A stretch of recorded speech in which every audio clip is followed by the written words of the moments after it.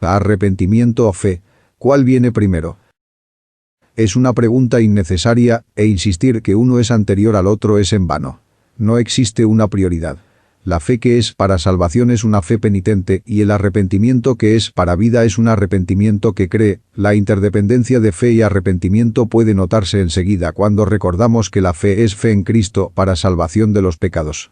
Pero si se dirige la fe hacia la salvación del pecado, tiene que haber aborrecimiento por el pecado y el anhelo de ser salvo de él. Tal aborrecimiento del pecado involucra arrepentimiento, que esencialmente consiste en volvernos del pecado hacia Dios. Lo recalco, si recordamos que el arrepentimiento es volvernos del pecado hacia Dios, el volvernos hacia Dios implica fe en la misericordia de Dios tal como fue revelada en Cristo. Es imposible desenredar la fe del arrepentimiento. La fe salvadora está saturada de arrepentimiento y el arrepentimiento está saturado de fe. La regeneración se expresa conforme practicamos la fe y el arrepentimiento. El arrepentimiento consiste esencialmente de un cambio en el corazón, en la mente y en la voluntad. El cambio en el corazón, en la mente y en la voluntad se refiere principalmente a 4 cosas. Es un cambio en la mente respecto a Dios, respecto a nosotros mismos, respecto al pecado y respecto a la justicia. Sin la regeneración, nuestro pensamiento acerca de Dios, de nosotros mismos, del pecado y de la justicia se encuentra radicalmente pervertido. La regeneración cambia nuestro corazón y nuestra mente. Los renueva radicalmente. Por lo tanto, sucede un cambio radical en nuestros pensamientos y sentimientos. Las cosas viejas pasaron y todas son hechas nuevas. Es muy importante observar que la fe que es para salvación es una fe que va acompañada por el cambio en los pensamientos y en las actitudes. Con demasiada frecuencia en los círculos evangélicos, particularmente en la evangelización popular, lo trascendental del cambio que la fe simboliza no es comprendido ni apreciado. Existen 2 errores. Uno es poner la fe fuera del contexto que le da significado. El otro es pensar en la fe en términos de una simple decisión y una, por cierto, bastante barata. Estos errores se relacionan íntimamente y se condicionan mutuamente. El énfasis sobre el arrepentimiento y sobre el cambio profundo de pensamiento y sentimientos que esto involucra es precisamente lo que se necesita para corregir este concepto de la fe que empobrece y destruye el alma. La naturaleza del arrepentimiento sirve para acentuar la urgencia de las cuestiones en juego en la demanda del Evangelio, el apartarse del pecado que la aceptación del Evangelio significa y la totalmente nueva manera de ver las cosas que la fe del Evangelio imparte. No hemos de pensar en el arrepentimiento como algo que consiste meramente de un cambio general en la manera de pensar. Es muy particular y concreto. Y como es un cambio en la manera de pensar con respecto al pecado, es un cambio en la manera de pensar con respecto a pecados en particular, pecados en toda la particularidad e individualidad que tienen nuestros pecados. Nos es muy fácil hablar del pecado, de censurarlos, y censurar los pecados particulares de otros, y a la vez no estar arrepentidos de nuestros propios pecados en particular. La prueba del arrepentimiento es la autenticidad y firmeza de nuestro arrepentimiento con respecto a nuestros propios pecados, pecados caracterizados por lo peculiarmente insoportable que nos resultan ser. El arrepentimiento, en el caso de los tesalonicenses, se manifestó en el hecho de que se apartaron de los ídolos para servir al Dios viviente. Era su idolatría lo que caracterizaba la evidencia de su enemistad con Dios, y era el arrepentimiento de esta enemistad la prueba de la autenticidad de su fe y esperanza. Primera de Tesalonicenses 1:9-10. El Evangelio no es solo que por gracia somos salvos por medio de la fe, sino que es también el Evangelio de arrepentimiento.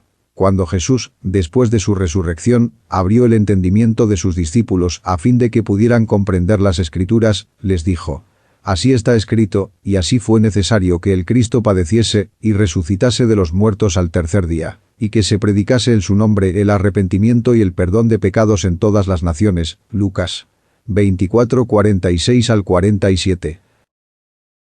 Cuando Pedro predicó a las multitudes en Pentecostés, se sintieron constreñidos a decir: «Varones hermanos, ¿qué haremos?».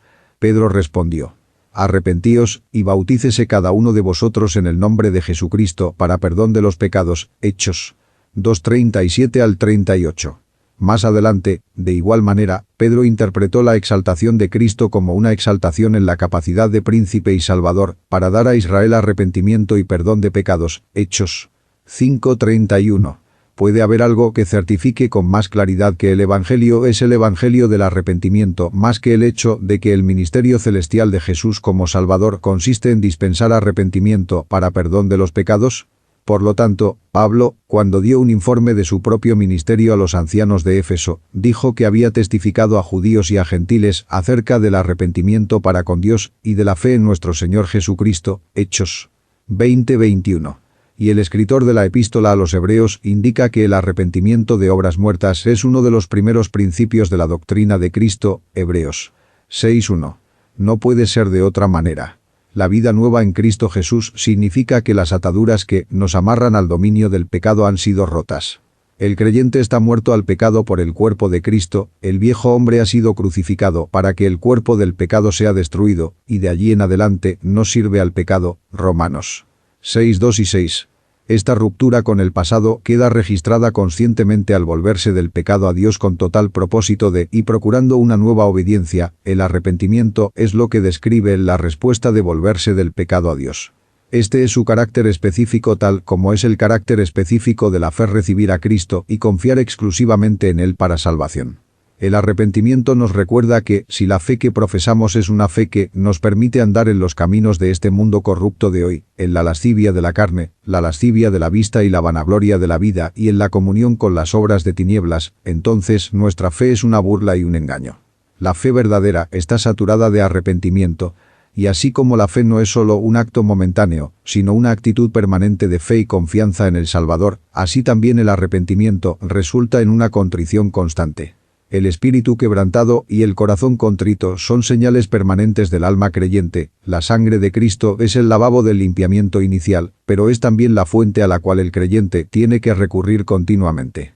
Es en la cruz de Cristo que el arrepentimiento tiene su comienzo. Es en la cruz de Cristo que tiene que seguir revelando sus sentimientos en las lágrimas de confesión y contrición.